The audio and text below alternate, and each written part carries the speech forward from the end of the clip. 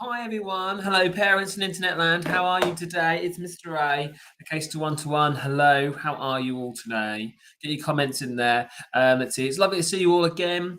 Today we're talking grammar. I hope you've had a lovely day at school. I hope your kids have had a lovely day at school as well. Hope they're coming back with lots of positive stories. So common to just say, "Hey kids, what have you been up to today?" And they just grunt at you. Let's see, that's normal, by the way. That's normal social behavior for children, all the way up to the age of 18. But ask them specifically, anything make you proud today? Anything make you feel successful today? Did you do anything kind today for someone? Did you help someone out? Being helpful is one of the best ways to build trust amongst friends, helps you makes good friends as well, helps hold it all together. So ask some of these questions and that'll help them to go into school strong and help you keep track as well. Hope that's all really, really good. Remember, if there are any worries, always contact us. Always contact the school too. 55 days to go until, nearly 55, around that number. School days, 55 school days before the year 6 SATs. So you might be finding your child coming home with more homework at the moment. You might be finding that they're coming home with more complaints at the moment. You might find they're coming home with more stresses at the moment. Teachers do their best, and not to push on stress and worry to the children. That's very, very important to teachers. Some do, to be fair. But to do this is they want them to do well. As we talked about before, tests have an enormous amount of power to do a lot of good, and an enormous amount of power to do a lot of bad. If your children aren't going into school and scoring well in their tests, this can have a detrimental effect on their whole mindset, their whole self-esteem, their confidence, the way they see themselves, how they feel about class, how significant they feel, what their sense of status is in the class. Can have any number of different impacts, that we don't really talk about very often, but are there. And they tend to manifest them if they're allowed to fest, they tend to manifest in tantrums, in upset, in worry. If you mention the word maths, what do? Do they start to complain? Do they say, no, I don't want to do maths? And you haven't even shown it to them yet. They just already know they don't want to do it. And that only comes because of an awful lot of practice, and it only comes because of an awful lot of experience. If that's their common experience, that whenever they do math, they feel unsuccessful, then whenever you say the word maths, they're going to shrivel up and they're going to be worried. And, so do talk to them about that. So, 55 days to go. Are your kids ready yet? Challenge them on some of the things we're talking about. Yesterday on Monday, we did a session all about fractions and calculating equivalent fractions. So feel free to go back. And last week in our grumpy grammar sessions, we were talking a little bit about nouns and verbs. So jump back to those sessions if you haven't already seen them. They're the fundamentals, they're the foundations. And just ask your child, can you tell me what a noun is? Can you identify a noun in a sentence? Can you tell me what a verb is? Can you identify a verb in a sentence? And when you're reading with them, and you should be reading with them, please do continue to read with them, okay? I know they can read as well as you, but that doesn't mean that they can understand as well as you. So do make sure you continue to read with them as well, right up for as long as they'll allow you to, because they're such precious years. Do read with them for as long as you can, all right? Because it'll only help them be stronger. We've got free online sessions happening at the moment. So every Monday and Wednesday and Sunday, we're doing some free online lives on here. I'm going to be sharing some of my knowledge. Okay. And you can talk to me about some of the things you're struggling with too. Okay. And maybe you're having troubles with the schools. Keep the schools private, anonymous, but I'll try to help you, because I do understand where schools are coming from, and I can help you communicate better with them too. And of course, share with me some of the worries and some of the problems that you're having with some of the children when they're coming home from school. And I'll do my best to help. I've been empowering parents to support their kids well from home for over 13 years now, working in homes and in schools. So, I've probably already seen it and heard it before. So just let me know and I'll try to be helpful for you. Okay. We've got some brand new sessions happening at the moment on Sundays. It's called the Times Table Turnaround. Okay. Maths is all about patterns. And once you can see the patterns, you can do the maths. What are the patterns? Fundamentally, they're the times tables. And if your kids don't know their times tables, that means that they can walk into lessons and walk out not really feeling successful, not really feeling like they've got it. Okay. So if your child is so challenge them, can they do their 1 times table? Yes, hopefully. Can they do their 1? Can they do their 2 times table? Can they do their 3s? Can they do their 4s? Can they do their 5s? Can they do their 6s? Most kids can do 1s, 2s, 3s, and 4s pretty well. 5s as well, obviously, and 10s, obviously. But most people tend to get stuck on 6s, 7s, 8s, and 9s. A little bit the 11s, last 3, and then quite often the 12s as well, just because the numbers are quite big too. So, if your kids have trouble with that, get them involved. It's a low cost session. It's £5. It's £5 for the group. Get their friends involved as well. They can come along to make tons and tons of progress over a period of an hour. Okay, and help them go to school strong. Okay, won't cost you much, and it will mean the world to them. Okay, so yeah, come and join us for our times table turnaround sessions. Okay, to help empower your kids. So today, anyway, down to business, grumpy grammar. So we've talked about nouns. Nouns are names, places, things, or ideas. They're things you can touch. Then there are verbs, and these are doing words. They're also being verbs, like is, was, has. Is, was, were. They're being verbs as well. Let's see. So we've got doing verbs, and having verbs. Have is a verb as well. So have, had. And every sentence noun and every sentence will use a verb. And if it doesn't have that, it's not really a sentence. Okay. There is one type of sentence which doesn't, which is called an interjection. When you say help, which is just a single word sentence. Okay, with just a single verb. Okay. But today we're talking about adjectives. So what are adjectives? Hang on a second. What have I done here? Hang on a second. Adjectives describe nouns. All right. Adjectives describe. I've written it down wrong. Adjectives describe verbs. I don't think so.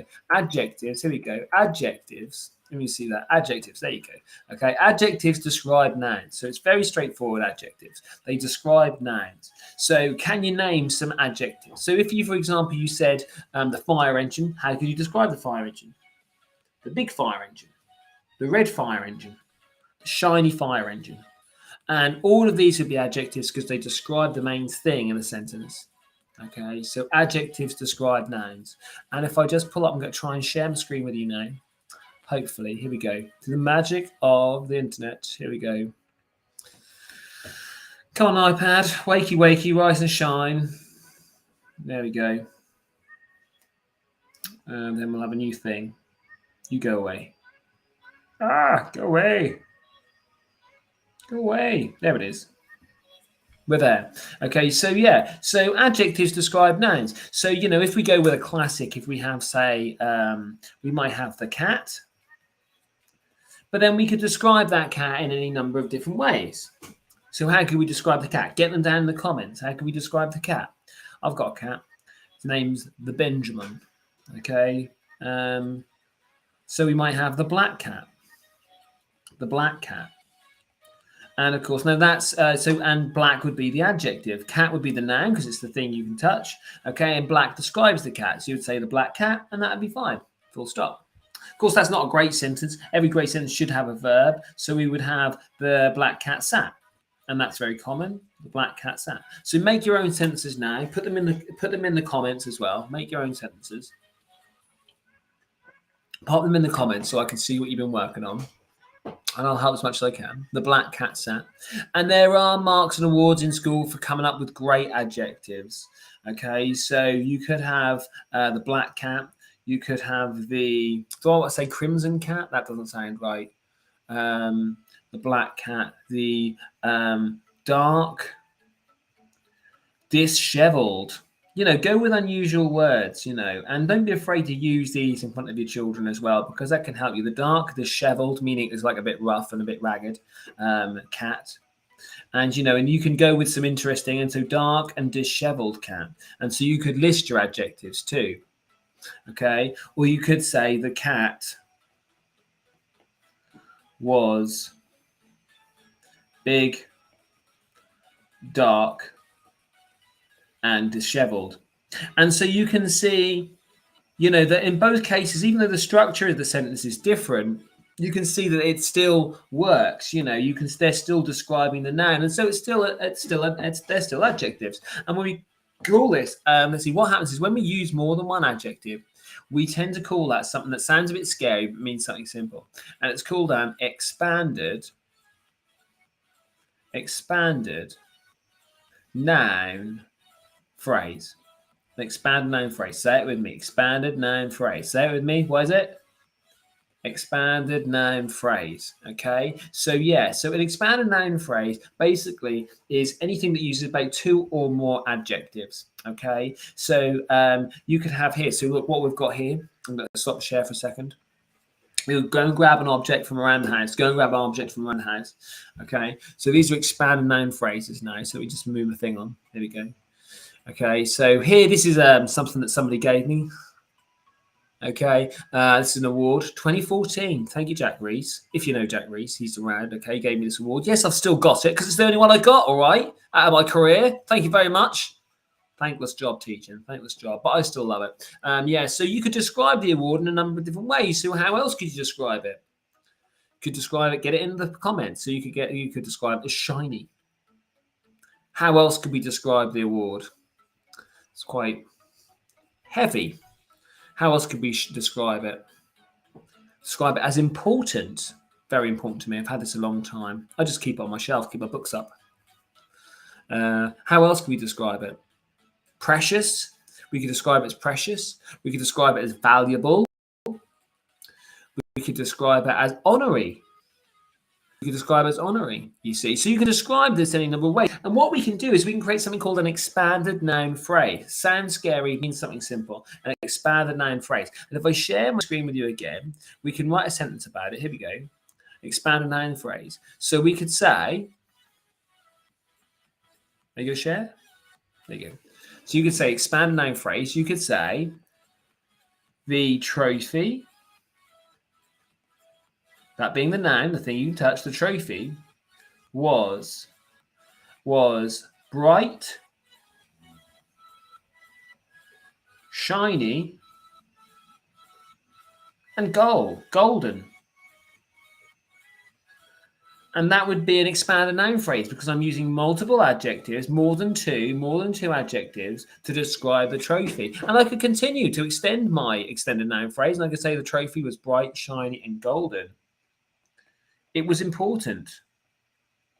And so, the structure of the sentence doesn't really matter. Okay, the point is that you've got multiple adjectives all describing a single thing, all describing a noun. It was important. And so you can see what words have I used there to describe my trophy. I've got bright, shiny, golden, and important too. It was important. So why don't you go and grab something from around the house? Okay, go and grab something from around the house, not right where you are, you lazy things. Go and get something, get out of your seat, go and get something from around the house, okay, and find something. And I want you to create, and I'd like you to describe that thing. And if you like, you can face off with your parents, or you can with your mum or your dad or your sister, whoever you're there with, okay, and then share it with them. So maybe you do an adjective and they do an adjective, and then you do an adjective and then they do an adjective, okay, and you're not allowed to repeat any time. Okay, and see who can win. So you can come up with the most adjectives. All right, but they're called expanded noun phrases. They sound scary, but they shouldn't be really because they mean something fairly simple. It's just a sentence that uses adjectives. Let's do another one, shall we? So we might have. So I've got my phone. So let me just stop the share here. So I've got this, for example. So so I've got my mobile phone. Get rid of messages. There we go. So I've got my mobile phone. So how can we describe my mobile phone? How can we describe that using expanded noun phrase? What could we do?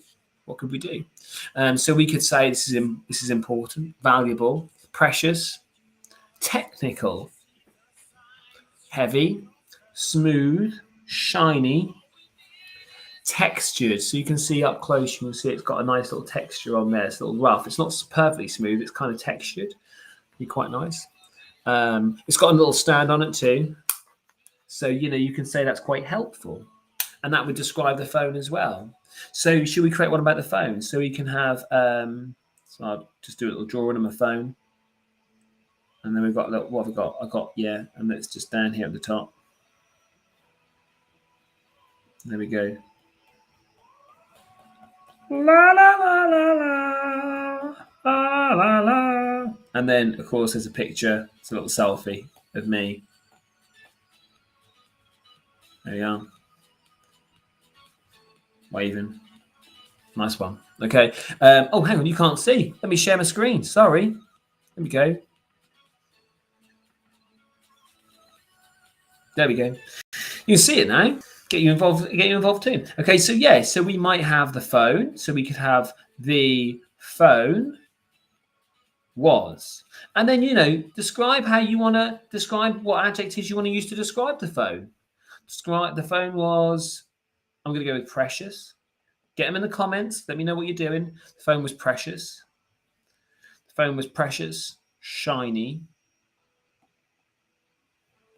The phone was precious, shiny, useful. And I'll get rid of the comma. I'm going to put and helpful. There we go. Precious, shiny, useful, and helpful. And so there's my expanded noun phrase. All right, 4 adjectives, all describing a noun.